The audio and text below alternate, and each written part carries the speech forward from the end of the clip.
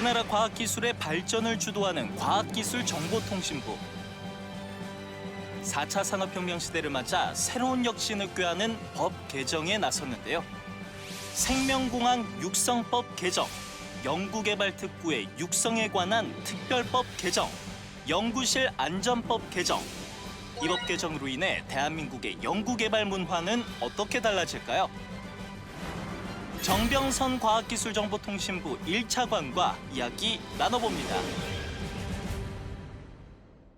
네, 세계적으로 K-방역이 큰 주목을 받았죠. 여기에는 한국의 신속한 코로나 진단 기술이 큰 역할을 했다고 합니다.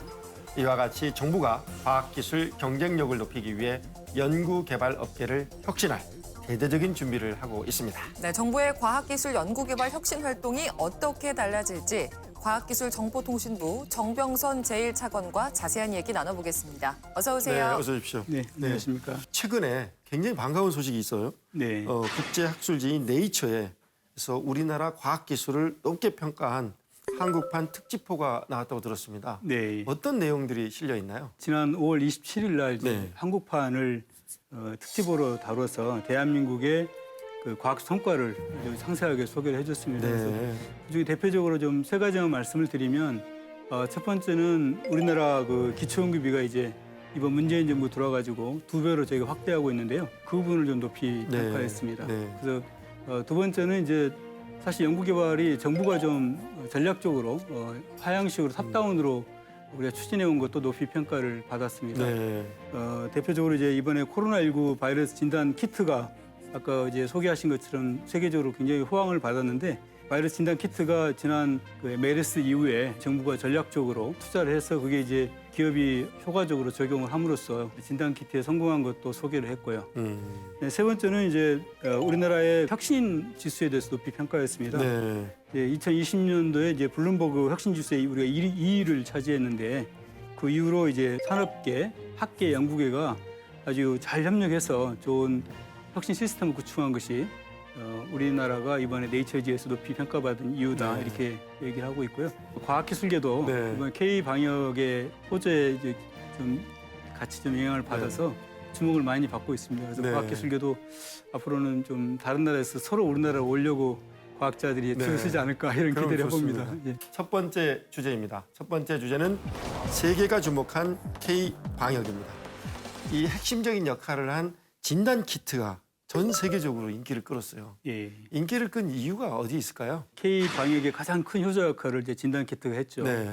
수치력 통계를 보니까 지난 3월에 2,410만 달러였는데 네. 4월이니까 뭐 한 달 만에 2억 65만 달러까지 그러니까요. 증가할 정도니까 굉장히 지금 호평을 받고 있고 저도 뭐 기업체 그 친구들 만나보면 네. 지금도 러브콜이 굉장히 많이 오고 있어서 그렇죠. 굉장히 반갑습니다. 즐겁다 이런 네. 얘기를 한 적이 들었습니다. 진단을 하려면은 이제 그 두 가지를 이제 가장 높은 점수를 가져야 되는데요. 바이러스에 걸린 사람이 양성으로 평가를 받아야 되고요. 바이러스 걸리지 않는 사람이 그 음성으로 그렇죠. 평가를 받아야 되는 두 가지인데 감염자에 대한 양성 진단을 뜻하는 민감도가 네. 98.2%였고요. 그리고 이제 비감염자가 음성으로 뜻하는 특이도가 100%를 나타낼 정도로 좋은 성능을 보였는데요. 두 번째는 사실 이제 이런 좋은 성능도 이제 실증에서 우리가 검증이 돼야 되는데 네. 우리나라는 다행히 우리 방역 당국에서 코로나19의 의심 환자를 최대한 많이 진단을 했습니다. 그래서 뭐 지금까지 아마 100만 명 이상을 아마 진단을 했을 텐데 그렇게 많은 사람을 진단한 그 실적들이 이제 이게 어떻게 보면 이제 참조점이 되어서 네. 외국 기업들한테 우리가 좀 성능을 높이 평가받은 걸 검증해주는 그런 기회가 됐다라고 생각이 들고요. 네. 또 하나의 큰 요인은 그 우리나라 긴급 사용 승인이라는 제도가 있습니다. 지금 당장 필요하고 그렇지만 제품 승인을 하는데 시간이 너무 오래 걸리기 때문에 몇 가지 검사를 통해서 긴급 사용 승인을 해준 것이 우리나라 기업의 제품들이 빠르게 시장에 진출할 수 있는 그런 바탕이 되었다고 생각합니다. 지금 많은 분들이 손꼽아 기다리는 게 있어요. 네. 코로나19 치료제와 백신 개발. 네. 그래서 빠른 개발이 또 국가 위상을 높일 수 있어서 정부에서 적극적으로 지원하고 있다 들었습니다. 근본적인 해결책은 결국 치료제가 나와야 되고요. 네. 완벽한 해결책은 이제 백신이 개발돼야 되는데 치료제를 일반 신약 개발하는 식으로 하면 시간이 많이 걸립니다. 5년, 10년이 걸릴 수가 있고 그런데 이번에 코로나19에 대해서는 저희가 어떤 전략을 취하고 있냐면 기존에 승인을 받은 약 중에서 네. 코로나19에 효과가 있는 약이 없을까 이런 이제 접근을 시작을 했고요. 그래서 미국 FDA 승인을 받은 약물 중에서 코로나19에 효과가 있는 한 20개가 약효가 있는 걸로 처음에 도출이 됐고요. 네. 그 중에서도 이제 2개의 약물이 이제 그 임상 승인을 네. 받아서 네. 지금 병원에서 임상을 지금 진행하고 있습니다. 두 번째 이제 백신인데 백신은 저희도 그 화학연구소를 중심으로 해서 백신을 개발해 왔습니다. 네. 그래서 최근에는 이제 유력한 후보 물질을 이제 민간 기업에도 이전을 해서 언론에도 소개가 된 적이 있었는데요. 네. 이건 이제 또 뭐 비임상도 해야 되고 또 임상도 갈 길이 멀지만 뭐 내년 초까지는 비임상까지는 해서 임상 일상까지 들어가면 한번 시도해 볼 수 있는 그런 여지가 있기 때문에 내년 하반기까지는 실제 한번 사람에게 적용해 보는 단계까지 높이려고 열심히 노력을 하고 있습니다. 두 번째 주제입니다. 두 번째 주제는 연구개발 법규를 혁신하다입니다. 4차 산업혁명 시대 이제 핵심으로 이제 바이오 산업이 급부상하고 있는데 네. 무려 37년 만에 생명공학 육성법을 전면 개정했다고 들었는데 개정 이유는 뭐고 또 핵심적인 내용은 어떤 게 있나요? 그 생명공학 분야, 바이오 분야의 가장 최상단의 대표적인 법이 생명공학 육성법입니다. 그런데 이번에 좀 그 위상을 좀 높이고 실질적으로 바이오 분야의 역량을 결집할 수 있도록 네. 체계를 좀 정비를 했습니다. 정부하고 지방자치단체 기업들이 생명공학에 대한 좀 지원적 책임을 좀 가질 수 있도록 좀 규정을 했고요. 그 바이오 산업의 지원 범위를 좀 확대를 했습니다. 그리고 실태 조사할 수 있는 근거도 좀 만들었고요. 이 기술이 얼마만큼 영향을 미치는지 부작용이 없는지 그 네. 사전에 충분히 조사하는 게 필요합니다. 그래서 그럼요. 기술 영향 평가를 할 수 있는 근거도 저희가 좀 넣었고요. 바이오는 대표적으로 우수한 인재에 의존하는 산업입니다. 그래서 인재 육성할 수 있는 그런 근거들 그리고 새로운 기술을 실제 우리 병원이나 현장에서 적용할 수 있도록 규제를 좀 바꾸는 분야 뭐 여기까지 다 포괄을 해서 전체적으로 체계를 한번 정비한 그런 법적 개정이라고 볼 수가 있겠습니다. 네, 이 37년 만에 개정이라고 하니까 이 바이오 산업에서 이 가지는 의미가 상당히 남달랐을 것 같아요. 어떻습니까? 바이오 산업은 이제 미래 한국의 대표적인 핵심 유망 산업인데 이번 법 개정을 통해서 거기에 대한 어떻게 보면 기반을 저희가 다 준비를 했다고 생각이 들고요. 네. 또 바이오 산업에서 가장 중요한 역할을 하시는 기관이 병원입니다. 병원이 우리 치료도 하지만 치료를 통해서 그곳에서 새로운 또 바이오 산업 육성에 어떻게 보면 이제 모판 역할을 하기 때문에 병원이 이제 새로운 바이오 산업의 혁신 주체로 들어올 수 있도록 법적 체계에서 좀 수용을 했고요. 연구소에서 나온 결과들이 기업에서 병원에 적용할 수 있도록 하려면 중소벤처기업이 육성이 돼야 됩니다. 그래서 이번 법 개정을 통해서 중소벤처기업이 성장할 수 있는 생태계가 잘 갖춰졌다고 생각이 들고요. 규제가 대폭 개혁이 되어서 바이오 산업이 육성하는 데 장애가 되는 그런 요소를 좀 선제적으로 개혁함으로써 바이오 산업이 지금보다 훨씬 더 빠르게 우리나라의 미래를 끌고 갈 수 있는 그런 토대가 주어졌다 이렇게 생각이 됩니다. 또 다른 네. 내용 중에 하나는 이제 신기술 개발이 촉진되려면 이 실험실에서 혁신적인 결과물들이 많이 나오고 네. 또 불 꺼지지 않는 연구실이 돼야 되는데 이와 관련해서 연구개발 특구법을 개정했다고 들었습니다. 어떤 내용을 담고 있나요? 연구개발 특구법은 어떤 배경으로 시작이 되냐면요. 네. 보통 연구소에서는 항상 세계 최고를 지향하는 연구를 하거든요. 네. 그 연구 결과가 사실은 산업체에 기술 이전이 되고 네. 또 새로운 제품과 서비스를 만들어야 국민이 혜택을 받을 수가 있거든요. 그렇죠. 그걸 좀 마음대로 실험을 해볼 수 있는 그런 이제 특별한 구역을 지정을 해서 연구개발 특구라는 그런 그 제도를 만들어서 그곳에 있는 기업체들이 연구 성과물들을 테스트해 볼 수 있게 그렇게 하고 있습니다. 그런데 이번에 이제 법 개정은 연구개발 특구에 와 있는 기업들이 네. 그 연구 성과물들을 마지막 끝단에 실증까지 해볼 수 있도록 또 체계적으로 길을 열어주는 그런 법 개정이라고 할 수가 있겠습니다. 기존에 그 규제 샌드박스라는 제도가 있었잖아요. 네, 요거랑 네. 좀 결이 좀 비슷하다는 느낌이 드는데 네. 어떻게 다른 건가요? 규제 샌드박스 3법이 있는데 굳이 이게 필요하냐 이런 질문이 있었습니다. 그런데 규제 샌드박스 3법은 사실은 이제 사업화 쪽에 좀 많이 초점이 가 있고요. 근데 저희 법은 연구 성과물들이 제대로 작동이 되는지 실증하는 거기에 초점이 맞춰져 있고요. 그다음에 규제 샌드박스 3법은 ICT, 산업융합, 또는 지역특화산업 이렇게 영역별로 구분이 돼 있는데 저희 법은 영역의 구분이 없이 연구개발 특구 내에서 연구 성과들을 마음껏 실험하고 실증할 수 있도록 그런 길을 열어준 거기 때문에 결국은 이제 의원님도 이해해 주시고 법을 통과시켜줬다고 생각이 됩니다. 세 번째 주제입니다. 세 번째 주제는 가장 안전한 연구실을 만들다입니다. 연구원들의 안전이 굉장히 중요한데 15년 만에 이것도 네. 연구실 안전법이 전부 개정됐다고 들었습니다. 네. 내용을 좀 소개해 주시죠. 연구실 안전법이 사실 2005년에 제정이 됐는데 네. 그 뒤로 사실상 많은 상황 변화가 있었거든요. 기술 발전도 이루어지고 연구실 내 위험 요인도 많이 생기고 그런데 그런 부분들이 충분히 좀 반영이 안 돼 있어서 이번에 전체적으로 좀 연구 현장에서 안전의 중요성을 충분히 인지할 수 있도록 법 체계를 좀 쉽게 바꿔서 체계적으로 이해할 수 있도록 하는데 좀 좋은 네. 점을 줬고요.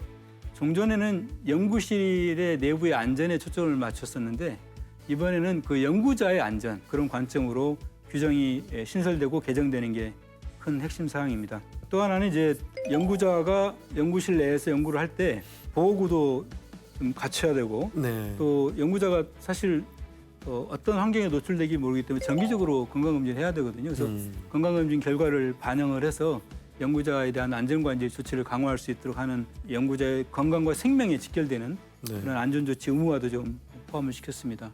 또 연구 현장에서 또 어떤 부분은 또 지나치게 또 규제가 강한 측면이 있었습니다. 그래서 예를 들면 경미한 사항도 그 바로 과태료를 부과한다든지 이런 사항들이 있어서 과태료 부과하기 전에 좀 시정명령으로 조치할 수 있는 것들은 조치할 수 있도록 좀 규제를 좀 완화시킨 측면도 좀 포함을 하고 있습니다. 개정된 법은 오는 12월 10일부터 네, 이제 시행이 된다고 하는데 이제 연구실에서 정말 많은 변화가 있겠어요. 그럼요. 네. 이번 12월 10일 날 개정될 때까지 연구 현장에 또 실태조사 더 많이 할 거고요. 네. 연구자들이 자기의 건강과 생명이 안전하게 담보될 수 있는 환경을 내가 갖추고 있다라고 생각이 들면 보다 더 편안하게 연구할 수 있다고 생각이 들고요. 그리고 또 연구 현장 내에서 이거 자율적으로 이런 부분을 점검할 수 있도록 연구안전관리위원회도 자율적으로 설치할 수 있도록 좀 했고요. 그리고 연구실 안전관리사 제도가 이제 현장에 도입이 되면 새로운 일자리 창출 효과도 있을 거라고 생각이 됩니다. 그래서 안전관리에 대한 또 일자리 창출과 함께 안전관리에는 또 새로운 기술들이 적용이 돼야 되기 때문에 네. 어떻게 보면 안전관리에 새로운 산업을 창출할 수 있는 기회도 될 수가 있을 것 같고요. 그래서 아마 연구 안전의 어떤 새로운 도약이 이번 법 또 시행령 네. 제정을 통해서 이루어질 수 있을 거라고 생각이 됩니다. 대한민국이 이 과학 선진국으로 우뚝 설 수 있는 모든 준비를 잘 한 것 같습니다. 과학계에 근무하는 우리 과학자들을 위해서 한 말씀. 그 코로나19에 대해서 우리가 세계적으로 모범국가라고 이렇게 칭송을 받게 된 그 근간에는 물론 이제 뭐 국민들의 성숙한 시민의식이 가장 기본이고요. 네. 또 이렇게 진단 키트가 주목을 받았던 것처럼 우리 연구자들의 그동안 노력한 그 성과물들이 가장 큰 기여를 했다고 생각하고요. 그런 면에서 연구자들에게 정말 그 감사를 드립니다. 그렇지만 아직도 이제 코로나19를 근본적으로 해결하기 위해서는 치료제하고 백신이 개발되어야 하는 큰 숙제가 있고요. 그래서 치료제와 백신 개발은 결국 연구자들의 우수한 연구 성과 없이는 불가능하기 때문에 같이 끝까지 좀 노력을 해주십사 좀 부탁을 드리고요. 네, 우리가 건강한 연구실 문화 네. 운동이라고 그러는데요. 저희도 여기에 좋은 성과를 내는 연구실은 또 상도 주고 연구에 있어서 많은 또 지원도 하려고 하는데 연구 현장에서 특히 연구 책임자분께서 우리 특히 대학원 학생들이 마음껏 연구하고 정말 도전적이고 아주 창의적인 아이디어들이 사장되지 않고 끝까지 연구에 결실을 맺을 수 있도록 좋은 연구실 문화를 만들었으면 좋겠습니다. 네, 말씀하신 대로 이 연구 환경이 확 달라지고 있는데요. 하루빨리 코로나19를 극복할 수 있는 다양한 신약과 기술들이 개발됐으면 좋겠습니다. 네, 더 나아가서 각 산업에서도 혁신적인 기술들이 쏟아져 나오는 과학기술의 강국이 되길 응원하겠습니다. 오늘 좋은 말씀 고맙습니다. 네, 감사합니다. 감사합니다. 네.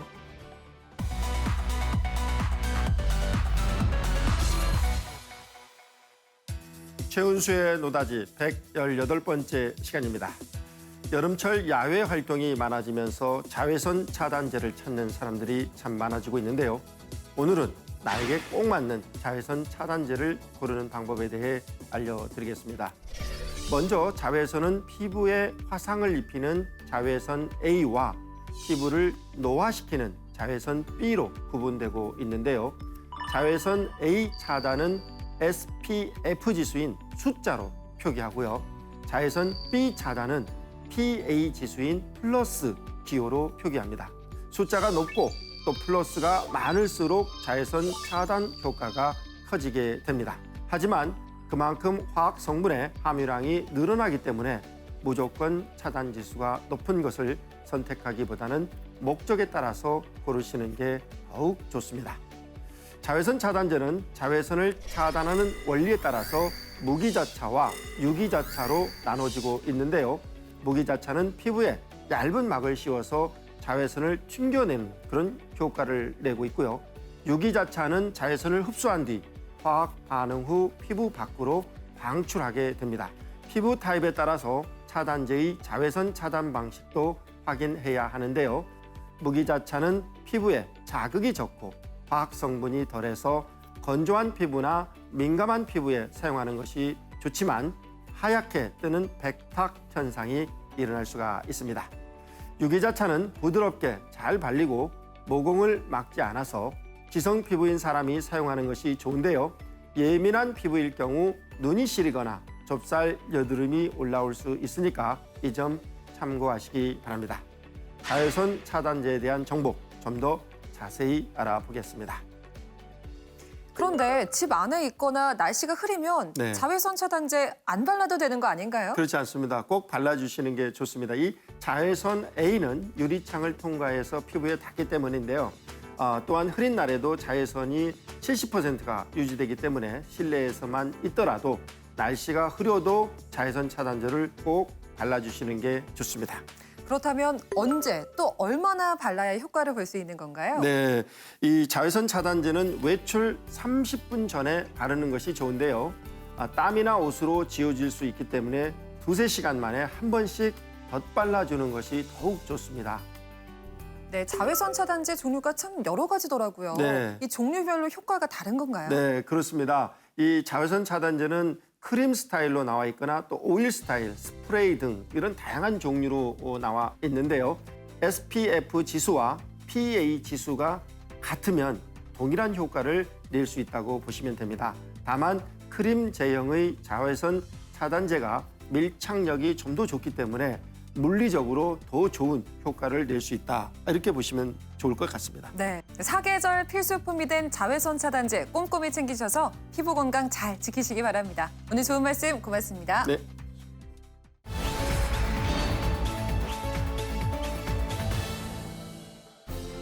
여기 남들과 다른 길을 걸어온 사람이 있습니다.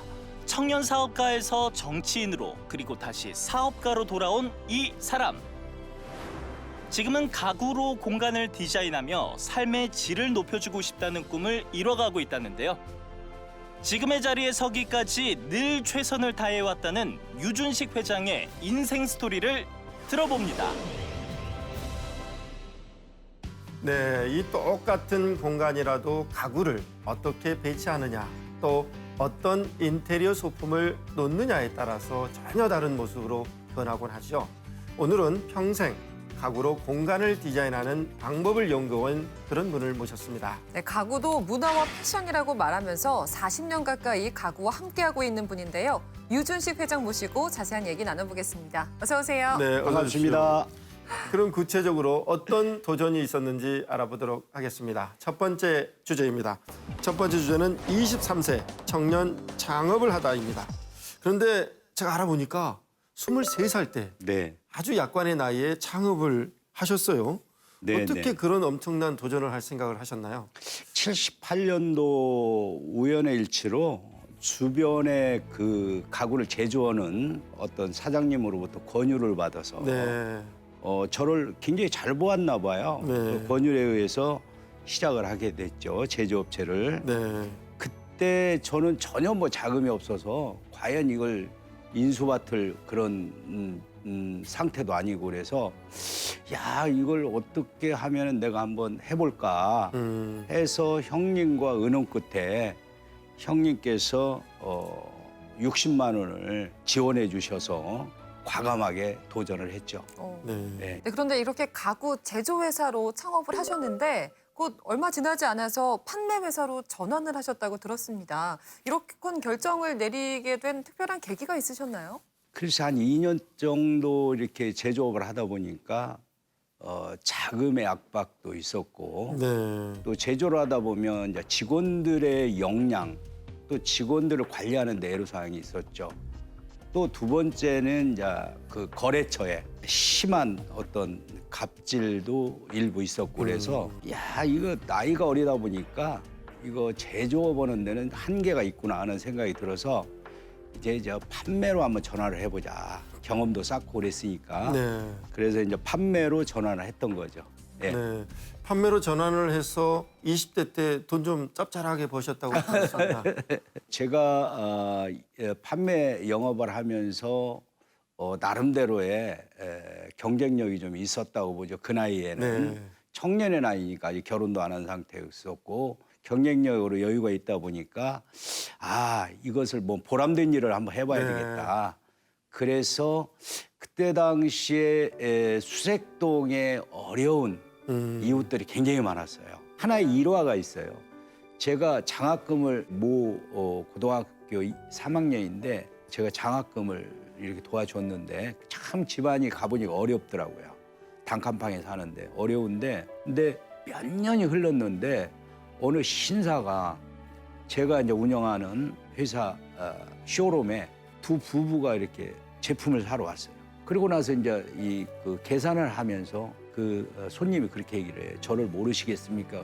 그렇게 얘기를 해요. 그래서 아무리 봐도 잘 모르겠어요. 몇 년이 흘렀기 때문에. 그래서 사장님께서 저한테 장학금을 줘서 제가 캐나다 유학을 마치고 결혼까지 해서 이렇게 잘 돼서 왔습니다. 그런 얘기를 하는 거예요. 그때 굉장히 제가 보람을 느끼고 그렇죠. 감동을 느꼈죠. 이렇게 예. 돈도 많이 버는 청년이 봉사활동도 열심히 하니까 정치권에서 손을 내밀었다고 합니다. 두 번째 주제입니다. 네. 33세 정치를 시작하다. 그래서 이제 예. 청년 사업가가 열심히 봉사활동도 하니까 정치권에서 좀 정치 좀 해봐라. 이런 권유를 받아서 외도를 시작하셨다면서요. 제가 봉사활동을 단체 봉사활동을 하면서 동해 행정부에다 건의를 해서 주위에 어려운 사람이 있다고 보면 네. 제가 그냥 소문내지 않고 그냥 이렇게 좀 도움을 주겠다. 일절 소문은 내지 말으라는데 어느 날 갑자기 서울신문에 해자가 된 거예요. 제 이름이 주위로부터 입당 권유를 받았죠. 정치에 입당 권유를 받아서 저는 기꺼이 사양을 했습니다. 네. 왜냐하면 정치는 할 수 있는 사람이 해야지. 저는 이제 사업을 하는 사람이고 또 봉사를 하는 사람의 입장으로서 정치하고는 맞지 않는다. 그래서 제가 굳건히 반대를 했는데 집요하게 1년 동안을 저를 설득을 하고 해서 결국은 입당을 하게 됐습니다. 네.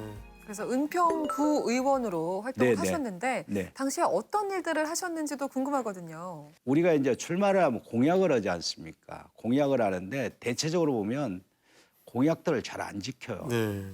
근데 저는 사명감을 가지고 제가 할 수 있는 공약을 제시를 했고 그 공약을 100% 지켰죠. 그 중에서 하나를 얘기하라면 우리가 이제 동사무소에 가면 등초분을 이렇게 띄죠. 네. 등초분을 띄는데 과거에는 이 공무원이 이 의자에 앉아서 서랍을 열고 수수료를 거슬러 줬어요.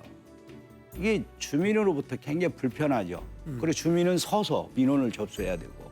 그래서 민원실에 안락한 의자를 좀 갖다 놓고 그리고 그 수수료를 자율적으로 교환해 가지고 갈 수 있도록 아침에 동전을 바꾸어서 이 테이블에다 놓으면 스스로가 거슬러 갈 수 있도록.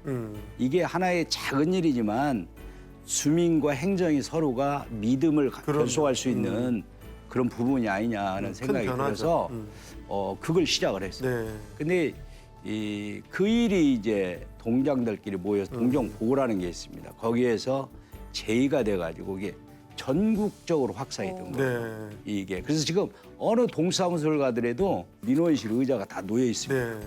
그런데 한 20년 정도를 정치 활동이랑 이 회사 운영을 병행을 하셨잖아요. 그렇죠. 그럼 직접 해보시니까 정치랑 사업 중에 어떤 게 더 어려우시던가요? 물론 이제 두 가지가 다 어려운 점이 있는데 기업이 더 어렵다. 네. 예, 기업은 이익을 내야지만이 되는 거고 정치는 이익을 안 내도 4년 동안 임기는 채워요. 그래서 4년 후에 심판을 받는 거기 때문에 기업은 1년만 적자를 내면 문을 닫아야 돼요. 네. 그래서 기업이 훨씬 어렵다. 네. 이런 생각을 갖죠. 네. 네. 이렇게 정치에 뛰어들어서 외도를 하던 분이 다시 사업에 뛰어듭니다. 세 번째 주제입니다. 세 번째 주제는 52세 세 번째 창업을 하다입니다. 이 정치를 접고 2004년 52살이 됐을 때 세 번째 창업에 다시 도전합니다. 어떤 배경이 있었나요? 제가 세 번째 창업을 하면서 좀 뭔가는 가구의 혁신을 한번 일으켜보자. 왜냐하면 나는 가구인이기 때문에 내가 여기서 그냥 주저앉을 수는 없지 않느냐. 저희 아내는 재무와 주방 일을 돌봤고 저는 이제 영업을 했죠. 판매. 그다음에 우리 아들은 이제 고대에 다니면서 사이트를 만들었어요. 인터넷. 그리고 이제 우리 직원 한 사람은 지금도 이제 그 직원이 저희 회사에 근무해 한 20년 됐어요. 그 직원은 배송을 했어요.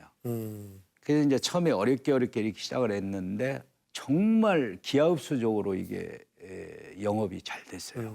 잘 돼서 어떤 해는 뭐 100% 성장을 하고 또 가장 성장을 많이 한 그 기간이 2007년도, 8년도에 그때 세계 금융위기가 왔을 때입니다. 달러가 하루아침에 뭐 1,700원, 1,800원까지 올라왔었어요.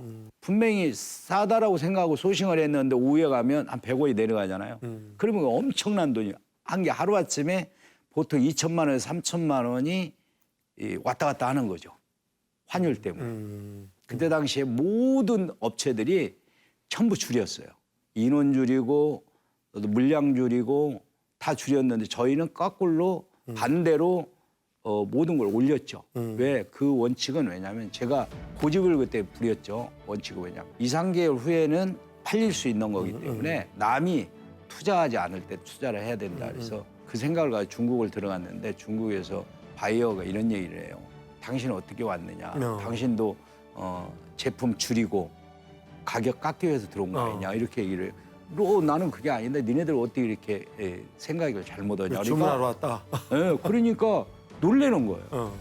눈을 동그랗게 뜨고 그때 당시에 한국에 1, 2위 기업들이 와서 제품 줄이고 제품 깎았는데 어떻게 너는 오히려 제품도 안 줄이고 가격도 DC도 안 하고 어떻게 그럴 수가 있느냐. 완전 역발상을 한 거예요. 네, 그래서 전화위복이 됐고 그 사람들이 나중에 스스로가 가격을 잘 형편에 맞도록 그렇게 또 케어를 해줬고 결국은 주위의 경영진이나 직원들의 반대가 많았지만 저는 그 반대를 무릅쓰고 제가 고집을 부린 거거든요.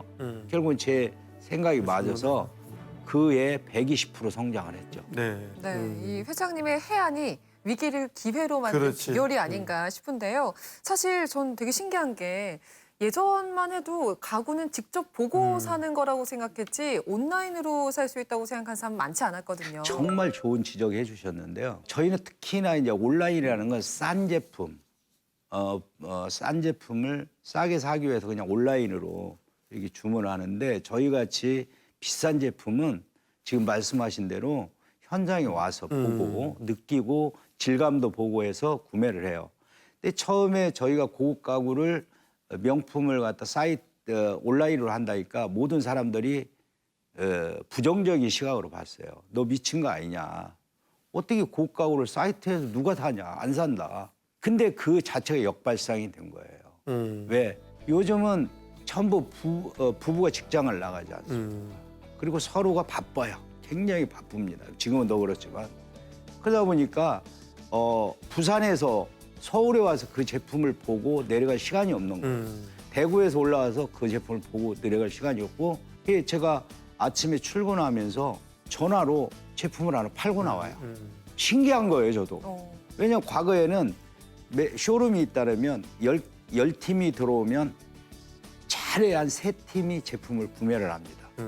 7팀은 한테는 판매를 못해요.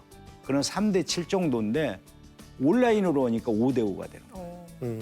그리고 그것도 간단하게 너무 신기한 거예요. 그래서 미국에서도 이제 온라인으로 해서 주문을 하고 또 인도네시아 또 뭐 해외는 물론이거니와 국내 제주도서부터 강원도까지 주문을 하는 거예요. 그래서 야 바로 이거다. 근데 지금은 가구를 직접 제조하시는 게 아니라 디자인만 생산하신다고 들었거든요. 이렇게 하시는 이유가 있나요? 그래서 21세기 우리가 4차 산업혁명 때는 애플도 그래요. 모든 IT 기업들도 핵심만 갖고 와요. 전부 아웃소싱하지 않습니까? 이제는 기업들이 과거처럼 제조 또 물류 모든 걸 가지고 가면 이제는 성장을 못합니다. 그래서 핵심만 가져가는 거예요. 저희 같은 경우 이태리, 중국, 말레이시아, 베트남, 한국 5개 나라에서 제조를 하는데 모든 그 디자인이 저희가 줘요. 네. 그러니까 내가 제일 잘하는 것만 하는 거예요. 네. 원가도 많이 절감이 돼요. 그러면 이제 마지막으로 네. 어떤 회사, 어떤 가구를 만들고 싶으신가요? 제가 서두에 그런 말씀 드렸죠. 가구도 이제 문화와 패션이다. 공간을 창의적으로 디자인해 주는 거예요. 그래서 이제 가구만 판매가 아니라 리빙과 홈데코, 인테리어까지 다 합니다. 저는 성공이라는 단어를 잘 안 써요.